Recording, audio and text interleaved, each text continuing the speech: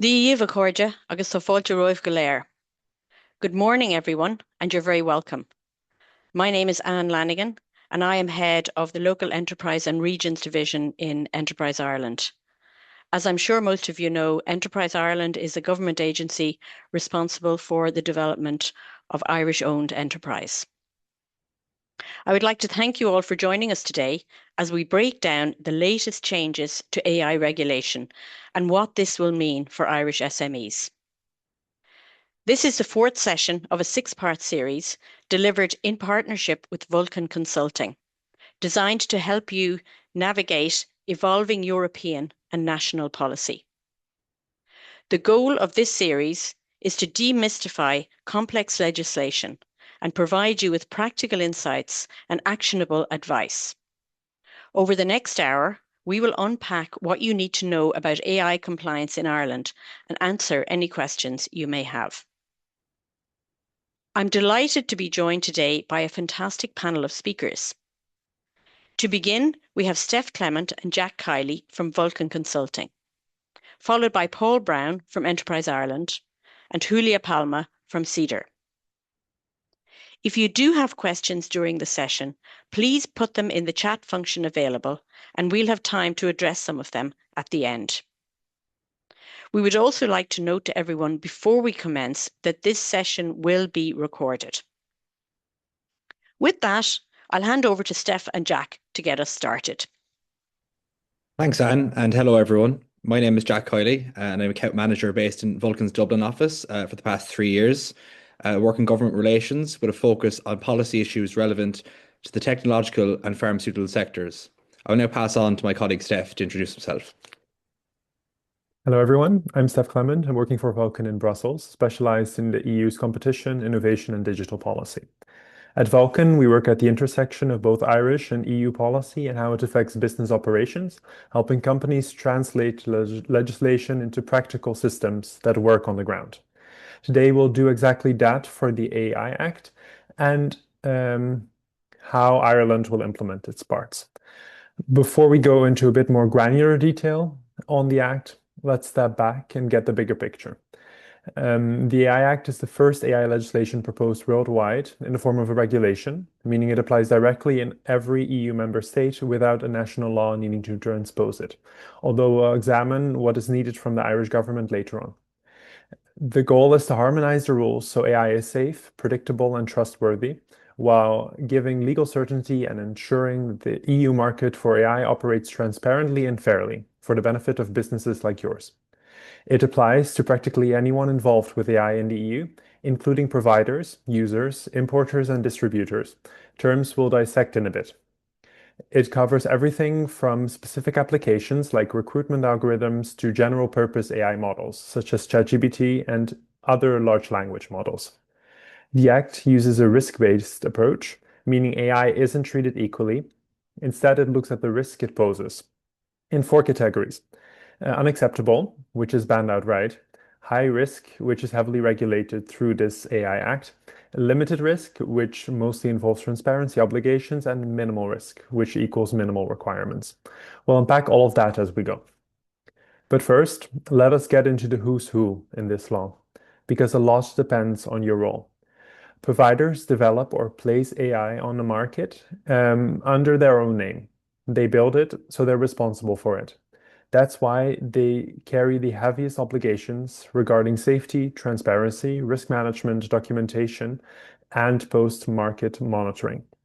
You're likely a provider if you develop an AI system in-house and sell it to clients, offer AI as a software as a service product, or fine-tune and significantly modify another operator's model and commercialize it.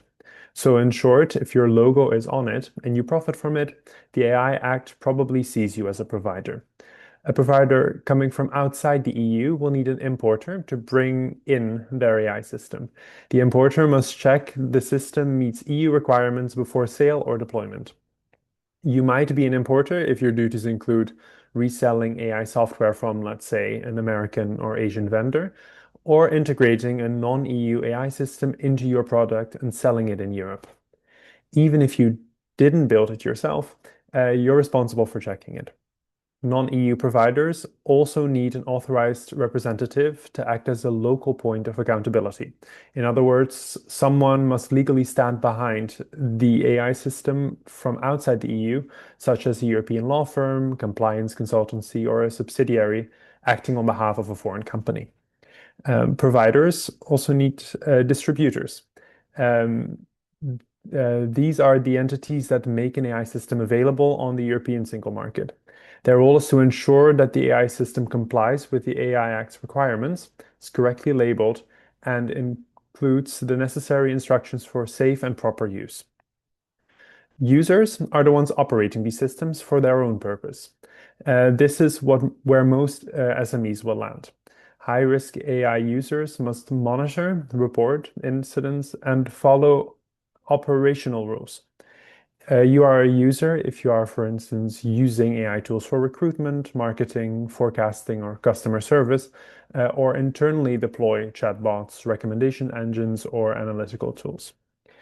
Deployers are a subset of users who operate AI professionally within their own organization and are responsible for its safe use and staff training.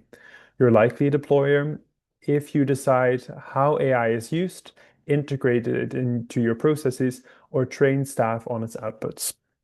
Operators are those employers who actively use AI or rely on its output, especially in high-risk contexts.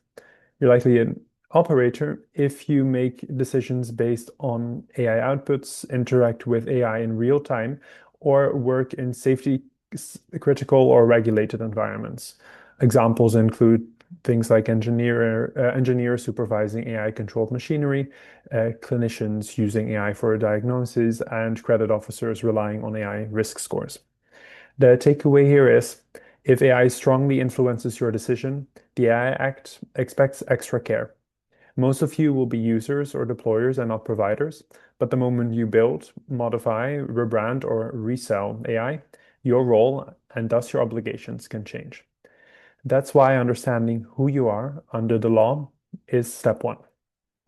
The second step is assessing the risk categories of the AI system in question, as they are central on how the Act works. As I mentioned before, there are 4 tiers. Unacceptable risks are the strictest category. These AI systems are completely banned, so no one can develop, import, distribute, or use them. The category includes tools like social scoring systems, emotional recognition at work or school, or crime predicting software. These are completely off limits and are considered too harmful to human rights and safety. The second part is the high-risk AI. This is where most compliance efforts under the AI Act will focus. These are AI systems that could affect people's safety or fundamental rights. It helps to divide it into 2 main categories: product-based and safety-based high-risk AI. Product-related high-risk AI systems are considered high-risk because they are built into regulated products or function as safety components to those products. These are areas where failures can directly cause physical harm. Typical examples include AI used in medical devices, vehicles such as AI-controlled braking or steering in cars, machinery, lifts, or certain toys. These products already fall under EU product safety legislation and already require third-party conformity assessments before entering the EU market. The AI Act extends those existing checks to ensure the AI component itself does not introduce new safety risks. The second subcategory is safety-based high-risk AI systems, which are classified high-risk because of how they are used, not because they're part of a regulated product. Some examples include AI used in employment and employment and HR, for instance, recruitment or performance reviews, education, admission or assessment, law enforcement, or biometric identification, such as facial or fingerprint recognition. As a side note, it is good to mention that some narrowly scoped or low impact systems are excluded. For instance, tools that only support human decision-making without meaningfully influencing outcomes. Applying this thinking about high-risk AI to the different roles I mentioned before, providers of high-risk systems are responsible for maintaining extensive technical documentations covering system design, risk management, data governance, testing, performance, human oversight, and post-market monitoring, and keeping this information available for up to 10 years. Product-related AI system providers must, moreover, ensure that AI meets all pre-market safety requirements by working with conformity assessment bodies. It is also important to mention that audits by one of Ireland's notifying authorities responsible for checking may come at any point, so be ready. We'll discuss it a bit later on. Distributors must verify that this documentation exists and that the systems meet all applicable requirements before making it available on the EU market, with again authorities being able to request this information at any time. Users or deployers must follow providers' instructions, actively monitor the AI in operations, support any incidents or malfunctions, and ensure meaningful human oversight, especially for critical decisions, to make sure that systems continue to operate safely in real-world conditions. In practical terms, if your business develops, sells, or deploys high-risk AI systems, you will need robust internal processes, proper records, and active human oversight at any stage, not just at the launch, but throughout the system's lifecycle. The third category then is limited risk, which is mostly about transparency. You need to clearly inform people when they're interacting with AI or with its content.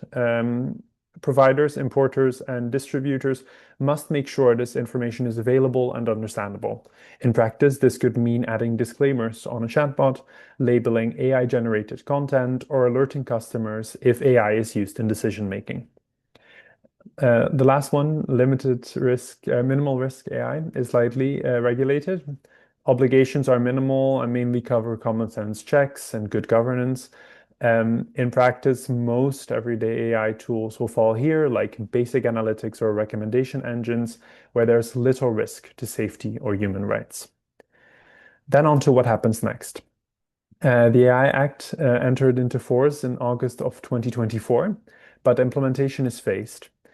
From February of 2025, the regulation skeleton of general rules and prohibited AI practices started applying, defining things like the Act's objectives, which I mentioned before, and what AI systems are illegal. Before the next phase, the Commission at the EU level finalized technical rules, setting out precisely how high-risk AI systems must be built, tested, and monitored. These rules cover things like data quality standards, risk management processes, documentation requirements, transparency measures, and how conformity assessment must be carried out. They make the general obligations in law practical and enforceable. And the Commission has also set up an EU-wide AI office, which will act as a central hub for guidance and oversight. The AI office will coordinate across member states, provide expert advice, maintain technical guidance, and act as a knowledge center for best practices. It will also help ensure consistent application of the rules, making it easier for companies to understand what's required across the EU. In Ireland, the government has already designated the notifying and competent authorities, putting the enforcement structure in place early. These authorities oversee and approve conformity assessment bodies and supervise how the assessment must be carried out. We'll come back to Ireland's implementation model and what this means in practice in a few slides when Jack walks us through the national framework in a bit more detail.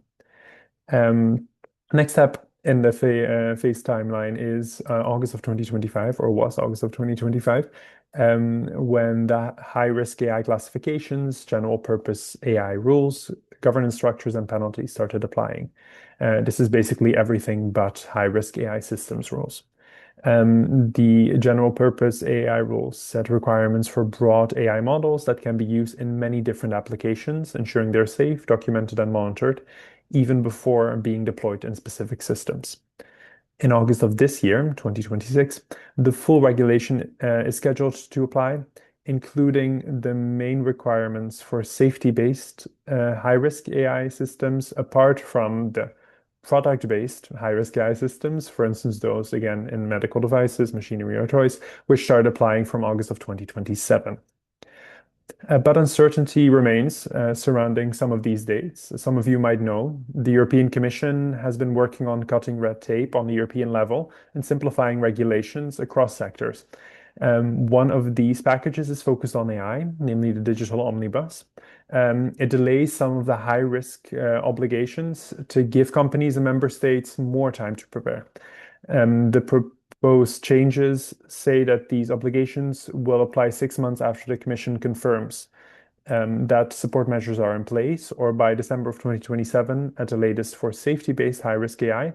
Product-related high-risk AI would apply 6 months after such a decision, or December 2028 at the latest. So effectively both delayed by a year. Before the delays can take into effect, though, they must be approved by both the European Parliament and the Council of Ministers. The timeline is extremely tight, as the Council has not yet begun to outline its position, which is needed for opening negotiations with the Parliament. And to ensure that the delay is implemented ahead of the August 2026 deadline, a vote would need to take place in June. We'll have to wait and see. Regardless, more clarity will be expected in the first half of this year. And the key takeaway is compliance is phased. Companies need to get ready now, especially for high-risk systems, and even more so for companies providing or distributing them. Governance systems should cover risk, data, and quality management. AI systems should be properly documented and high-risk systems identified, and plans for certification put in place. Now I'll give the floor to Jack to talk about AI governance and the Irish context. Thanks, Stef. So as a first step, it is necessary to review your company's existing knowledge of AI and the extent to which it is applied in facilitating your operations. This will then help you to craft internal company policies on aligning with the regulations of the AI Act. It will be important to determine the following parameters of AI usage within your business: roles and responsibilities, who decides on usage rate, who monitors risk, decision logs, consistent records of AI decisions and outcomes, incident reporting, how you identify and respond to AI errors or harms, and fourthly, risk management, regular checks on how AI performs and affects users. By instilling each of these mechanisms within a wider internal AI regulatory framework, it will ensure that your business is in an optimal position to adhere to the regulations within the AI Act and not fall foul of any of the financial penalties, which I will touch upon later. I'll now move on to the national context. Ireland has emerged as an early leader in AI regulation in the EU by designating 15 competent authorities to ensure that there is an industry-specific oversight to enforce the regulations within the Act. Ireland was one of the first 6 member states to do this.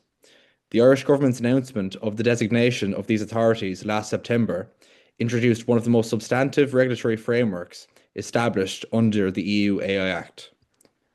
This distributed enforcement model utilises the leading regulatory expertise across multiple sectors while establishing oversight mechanisms that are all aligned.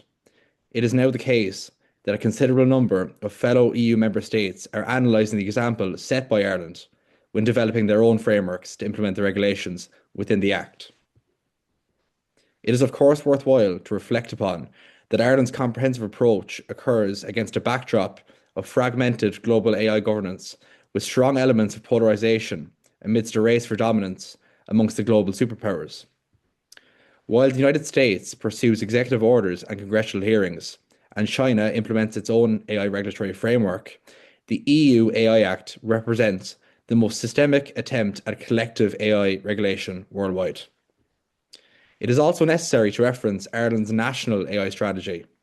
This was originally launched in 2021 and refreshed in 2024. The government's national strategy works in tandem with the AI Act to ensure a framework that supports innovation, ethical use, and public trust in AI technologies. It would be worthwhile to review the national strategy to grasp a better understanding of Ireland's regulatory framework, to adopt the regulations within the AI Act, and how firms based in Ireland can comply. It is linked within the presentation for your convenience once you receive a copy. Overall, Ireland has established itself as a contributor to the understanding of EU member states' interpretation of this regulation by establishing detailed enforcement mechanisms early. It is little coincidence that Ireland is an EU base to many technological multinationals, and when these companies develop AI systems for international markets, there is an increasing trend of products being tailored to meet EU standards, knowing that compliance with European requirements often exceeds regulatory demands elsewhere. I will now have a look at Ireland's implementation approach. The 15 designated authorities cover critical economic sectors. For example, the Central Bank of Ireland will oversee financial AI applications, while Commission Naman has the remit over media-related systems. The Commission for Communications Regulation addresses telecommunications AI, and transport-related AI falls under the Commission for Railway Regulation and the National Transport Authority. Ireland's framework arrives as the European Commission has published its General Purpose AI Code of Practice, a voluntary compliance mechanism for large AI model providers. This code addresses transparency requirements, copyright considerations, and safety protocols for general purpose AI systems capable of performing diverse tasks across multiple applications. The timing of Ireland's announcement suggests strategic alignment with Brussels. By establishing robust enforcement mechanisms early in the AI Act's implementation timeline, Ireland is positioning itself as a testing ground for regulatory approaches that may influence EU-wide standards. The distributed authority model reflects Ireland's broader strategy of maintaining its attractiveness to technology companies while demonstrating regulatory credibility. By embedding AI oversight within established regulators rather than creating new bureaucratic layers, Ireland signals to international firms that compliance here will be predictable and professionally managed. In the recently published Spring Legislative Programme, it was confirmed by the Irish Government that the regulation of AI Bill was designated for priority drafting under the remit of the Department of Enterprise, Tourism and Employment.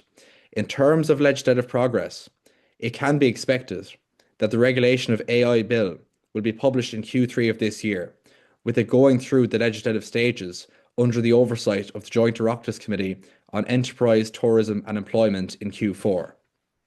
Looking ahead, as touched upon by Stef, a national AI office will be established by the 2nd of August, in accordance with the regulation, to become the central coordinating authority for the AI Act in Ireland.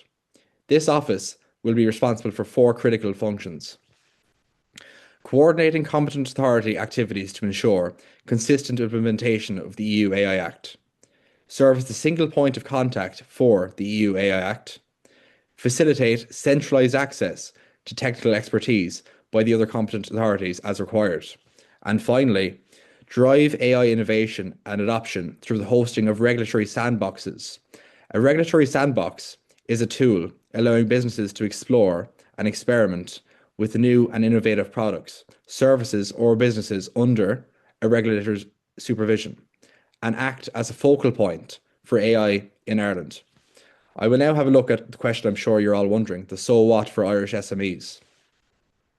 Once this regulation is enacted into national law, there will be 3 different types of enforcements of the rules for AI systems. Up to €35 million, or 7% of the total worldwide annual turnover of the preceding financial year, whichever is higher, for infringements on prohibited practices or non-compliance related to requirements on data. Up to €15 million, or 3% of the total worldwide annual turnover of the preceding financial year for non-compliance with any of the other requirements of the obligations within the Act. And finally, up to €7.5 million, or 1.5% of the total worldwide annual turnover of the preceding financial year for the supply of incorrect, incomplete, or misleading information to notified bodies and national competent authorities in reply to a request from a competent authority. However, critically, for SMEs, there is a notable distinction for these within each category of infringement. The threshold would be the lower of the 2 enforceable amounts for SMEs and the higher for any other company. I will now have a look at what businesses should do now. Firstly, you should have a thorough internal review of your existing usage of AI within your company and the outlook of how prevalent AI tools will be in facilitating your day-to-day work. It will be important to map this out in plenty of time for when the bill is enacted. This will help clarify to you the extent of which you must internally regulate your usage of AI tools to ensure you align with regulations. It will then be impactful for you to identify which regulatory authority designated by the Irish government has oversight for your industry. Following this, we would advise you to be proactive in engaging with the relevant authority to establish a working relationship and to build relationships. This will not only help further inform your knowledge of new AI regulations within your business, but it will also help establish trust from your respective regulatory authority. Thirdly, you should consider joining a trade or representative organisation in order to amplify your industry's voice surrounding the usage of AI and learning from industry peers on best practice in adherence without cumbersome bureaucracy to legislate for AI usage, which is of course the norm globally now. We now have a look at support and resources.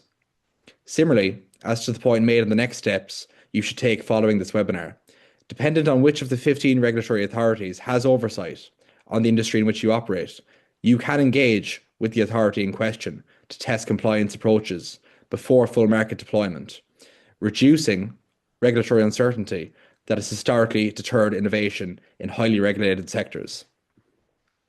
The European Commission's Single Information Platform provides online interactive tools to help stakeholders determine whether they are subject to legal obligations and understand the steps they need to take to comply. The AI Act Compliance Checker is a tool which is designed to clarify the obligations and requirements of the AI Act. And finally, the European Commission published the General Purpose AI or GPAI Code of Practice, which is a voluntary guide designed to help organisations comply with the provisions in the AI Act. The code covers the topics of transparency, copyright, safety, and security. It has been linked within the presentation for your convenience. I will now pass on to Paul to continue this webinar. That's great. Thank you, Jack. Thank you, Stef, for those presentations. In my job with Enterprise Ireland, I've had more than 100 conversations with client companies in the last year. And the second biggest question that we get asked is around the rules and regulations and when are they going to firm up. And I think you've seen there a really clear explanation of the roadmap. And I think companies are going to be very happy with that clarity as well. What I want to cover in my next two slides are actually the biggest question that we get asked, which is within AI, what supports does Enterprise Ireland have to help me as an Irish business? Now, this slide that I'm showing you, the first one, it's a little bit complicated, but I wanted to get across the full breadth of the supports we have. My next slide will kind of filter it a little bit into a next step. So starting at the bottom right, we have the CeADAR and IMR. So those are two tech centers that we have to help companies do prototyping with their AI. And the eddies mentioned on the top right, you're going to hear from a little bit more in a couple of minutes' time with Julia, but really a kind of a mass market open to all companies in terms of taking a first step into AI. And of course, we've grants to support commercial consultants working with your business as well. So in some ways, the technology is easy. A lot of the key questions around the business strategy. What does it mean for my business? What it means for the shape? And the reason why I highlight our international network, the map in the top middle, is because you're investing significant sums in AI. You want to make sure that it's meeting the end client need, not just in Ireland, but worldwide. So our colleagues are available to help signpost that. And we have a tried and tested 8-step framework around the strategic marketing review that you see right in the middle of the slide, the wheel, that will help break that down into how you access that, routes to market, the personnel you need as well. And then, of course, I want to mention our flagship strategy program conducted with ESE in Barcelona, which helps you devise your AI strategy or revise it as well. That's Leadership for Growth. Finally, the two offers I want to mention on the left-hand side are some of the strategy decisions coming out of those discussions are we're going to spin out as a startup. Some companies have made that decision. Or at the very least, we're going to invest in our people because at its heart, AI is a people talent and skills play. So we have support for workplace ready graduates, we have support for normal graduates coming in under grad start. We have key managers supports as well. So there's a lot in there, and that is quite complex, which is why I want to go on to the next slide, which is really the AI Pathfinder tool. And you can see the link there, enterprise-ireland.com/AI Pathfinder. And what that does, you land on the page, you tell it the business problem that's on your mind, and it suggests the next step, and it gives you the link to find out more information as well. So that's enterprise-ireland.com/AI Pathfinder. That's for both Enterprise Ireland clients, but also local Enterprise Ireland clients as well. There's some really good suggestions in there. And then finally, I want to leave you with a call to action and your next steps, which is contact your client advisor. If you don't have a client advisor in Enterprise Ireland, or you don't know who it is, contact the National Enterprise Hub. And of course, then the link to the AI Pathfinder as well to find out more information. So really encourage you to take a look at those. But I do want to hand over to a CeADAR colleague, Julia, who's going to take a little bit more deep dive into the services that CeADAR, and in particular the EDIs, offer Irish businesses. So Julia, I'll invite you to take from here. Thanks, Paul and Enterprise Ireland, for inviting us as CeADAR to explain how we support companies with the AI Act compliance. And thanks Jack and Stef, for the complete overview and the very well-structured overview of what means the AI Act for companies. It's Julia Palma. I'm program manager at CeADAR. I have over 15 years of experience working in innovation, and especially in European initiative. And I'm part of the ETAMI, Ethical and Trustworthy Matching and Artificial Intelligence Working Group of the European Big Data Value Association, and also part of the working group of the European Commission AI Office to develop a code of practice to comply with the requirement on transparency of general purpose AI. Next slide, please. The CeADAR is the Ireland Centre for AI, and we are a not-for-profit initiative that is promoted by the Enterprise Ireland, and IDA was established in 2013 to encourage companies to adopt big data and artificial intelligence technologies. As a value proposition is that we are a neutral, we are not related to any companies, any technological staff, and we can support any type of companies or entities in an objective way. That puts us in the position. We are based in University College Dublin. We are both agnostics to all sectors and technologies, health, manufacturing, energy. We have experts that can support all size and types of industries. Next slide. As part of the European Digital Innovation Hub network, we offer, thanks to the support of the Government of Ireland and the European Commission, 100% discounted services, which are services that are open to companies, especially SMEs, but also companies that have under 3,000 employees and all public sector organizations to have access to the services that the European Digital Innovation Hub can offer. And some of them, as Paul mentioned, are related to the compliance with the regulation. Next slide, please. The services that the European Digital Innovation Hub offers are structured in 4 pillars. Test Before Invest is the pillar when we can provide you with the ad hoc, the customized services through a discovery call. We analyze the needs and the maturity of the companies, and we provide access to prototypes, whether you want to develop your own system based on machine learning or deep learning, or just using LLMs such as ChatGPT, Anthropic, Claude, or Gemini. We analyze what your needs, and we can offer customized advice to ensure the operations are compliant within the company. For more advanced companies, we develop together with them prototypes and provide access to computing services through the AI Factory antenna, especially in collaboration with iCheck, that is the high-performing computing center in Ireland.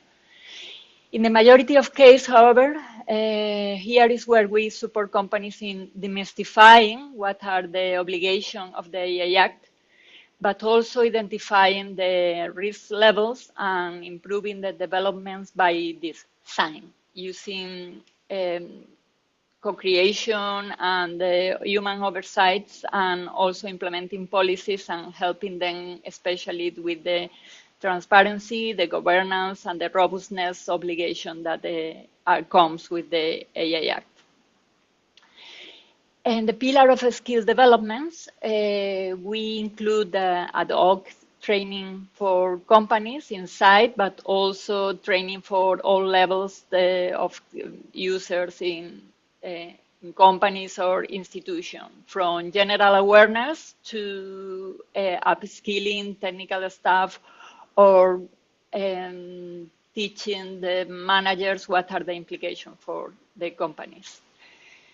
We also support companies in finding additional investment for adopting not only AI technologies, but also make them compliant with the technologies that they are developing.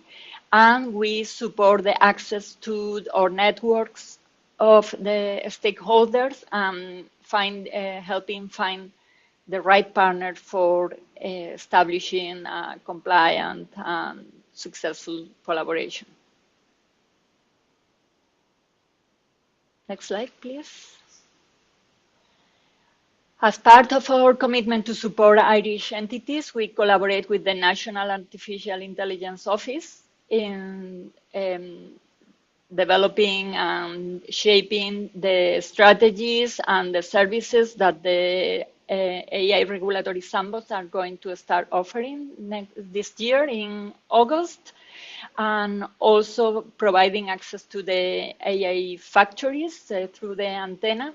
And as part of our commitment with the AI Act, we have devoted colleagues that are working for the compliance of the Article 40, participating in standard committees, representing the voice of the companies with whom we have the contact with, and also, as mentioned, the Article 50 through the Code of Practice of the transparency obligations.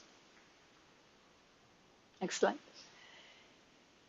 And one of the most successful, most required services is implementing the AI literacy requirement of the AI Act. For that, we developed together with the Department of Enterprise, Tourism and Employment this AI for You course that is a very practical and all-level course that is the first step if you want to get into an introduction of what the AI Act means for you. You have here the QR code, and this is a first step that you can take, very easy. And you can join the over 2,000 learners that have already joined this course. And if you want to access to most customized services, you can contact me, and I will be happy to put you in contact with my colleagues working at the EDI.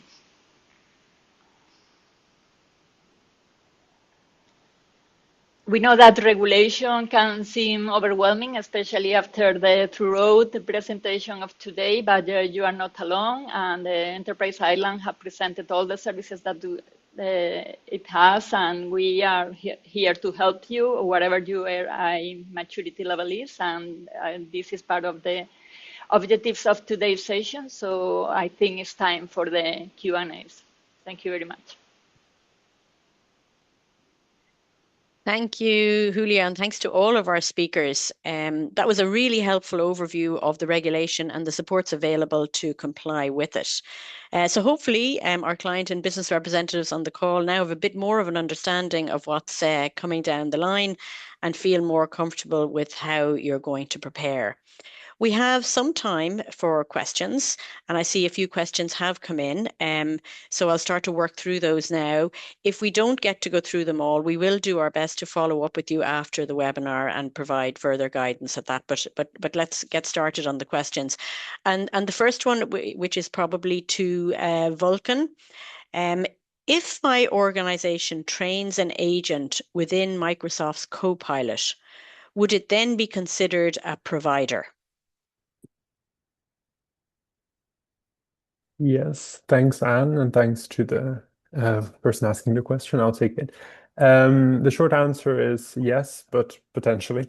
It depends on what you do with the agent. If your organization trains or meaningfully customizes an agent within Microsoft Copilot, for example, for using for your own data, defining workflows, enabling autonomous actions for a specific business purpose, you're likely to be considered a provider under the EU AI Act. In this case, Microsoft remains the provider of the underlying AI model, and you the provider of the specific AI system, namely the agent. If you use Copilot largely out of the box, meaning no material training or modifications and only for general productivity, you're more likely to be a deployer or just a user rather than a provider. I hope that helps. Thanks, Steph. Just to follow on that, so even if you're only using it internally, you could be considered a provider. Sorry, I should have clarified that better. No, you would be a user or deployer depending on whether you then rather like make decisions that also impact your staff. If the second is the case, you'll be a deployer and then a user. If you use the Copilot outward, then you'll be a provider. Sorry for that. No, thank you. And then a related question on the difference between user and provider roles. Where would you land if you integrate a chatbot into a public-facing platform? You are using, for example, the ChatGPT API without any major development changes. Does this make you a user or provider? I think that's to you again, Steph. Yes, yeah. Sorry for that. I was looking for the button. This is a really common question, and under the EU AI Act, the distinction between a user and a provider isn't about who built the model, it's about who puts the AI system into service for a specific purpose. So if you integrate a chatbot into a public-facing platform, even if you're using ChatGPT API largely out of the box, you are deciding the use case, the audience, and how it's deployed. In most cases, that means you're acting as a provider of the AI system, while OpenAI remains the provider of the underlying general purpose AI model. You're more likely to be user or deployer when the AI is used internally, like I said before, with no public exposure and no meaningful control over how it's applied. So practical takeaway is if the AI appears on your website or product under your brand, you should assume provider type responsibilities should apply. Great, thank you. Along the same lines then, what responsibility does a provider have for moderation of content in a minimal risk application?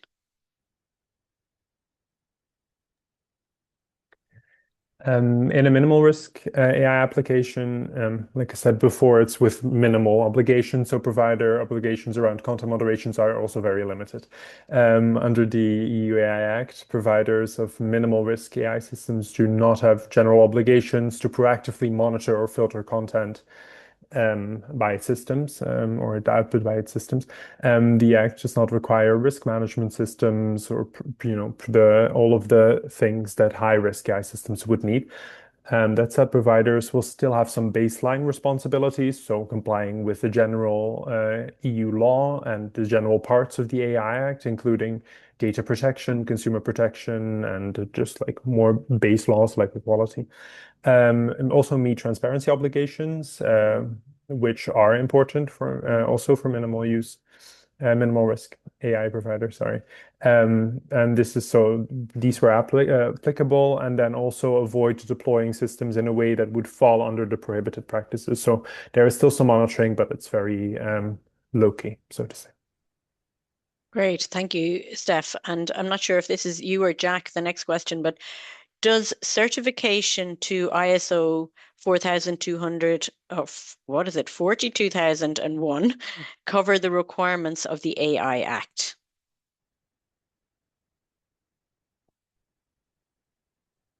I'm not sure who's going to answer this.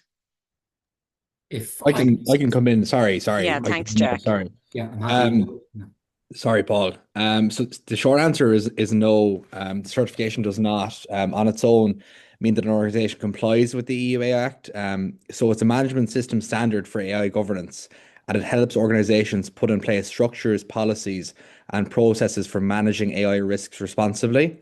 This aligns well with parts of the AI Act, particularly around governance, risk management, documentation, and continuous improvement. However, the EU AI Act imposes legal use case specific obligations, especially for high risk AI systems. These include requirements on risk classification, conformity assessments, technical documentation, transparency to users, human oversight, and post market monitoring. So ISO 42001 does not assess compliance against these legal requirements and does not replace the need for AI Act conformity assessments. So, in practice, it can be a strong foundation and evidence of good governance, but additional work is needed to demonstrate full compliance. Great, thanks for that clarity there, Jack. Did you want to add to that, Paul, or? No, I wouldn't be able to add to that. It's a very good answer. Thank you, Jack. Okay, great, thanks. And actually, I do have a question for you now, Paul. In Enterprise Ireland's opinion, will the EU AI Act leave me at a disadvantage in competing in the US? That's a great question, and obviously there's a lot of fast-moving parts here at the moment. In general, we're going to say no, and there's two reasons to back that up. One is that from an point of view, across all sectors, we're finding that Irish companies aren't competing on cost; they're competing on quality. So, if you're obviously taking the time to go transatlantic, there's always going to be somebody locally that can do it cheaper. So quality is really what wins a lot of Irish companies the business. In that context, in particular with the EU AI Act, we're seeing Irish companies begin to use it as a mark of quality, that we're saying, look, we're doing the right thing, we're treating your data well, we're showing you how we're making our decisions, and we can stand behind those decisions. And that kind of fits the kind of culture that I think a lot of Irish companies have. So I would see it as an advantage. I would see it as a badge of quality, and I would see it as something that Irish companies should be using in market when they're talking to their end customers. Great, thanks very much, Paul. What you're saying is this could be a competitive edge for Irish companies rather than a disadvantage. Yeah. Great, thank you. I think that brings us to the end of our webinar today. Thanks so much to all of you for your input. I hope that the information by our panel this morning has been valuable. Thanks to Stef and Jack from Vulcan Consulting for their expertise, to Paul Browne for providing the Enterprise Ireland perspective, and to Julia Palma from CeADAR for the insight around supports available to SMEs. As mentioned, this is the fourth in a six-part series of webinars unpacking upcoming policies that will affect Irish businesses. So I hope you will join us for a subsequent session over the coming months. We'll be in touch with more details on those webinars. Thanks very much to everybody. Slán agus beannacht.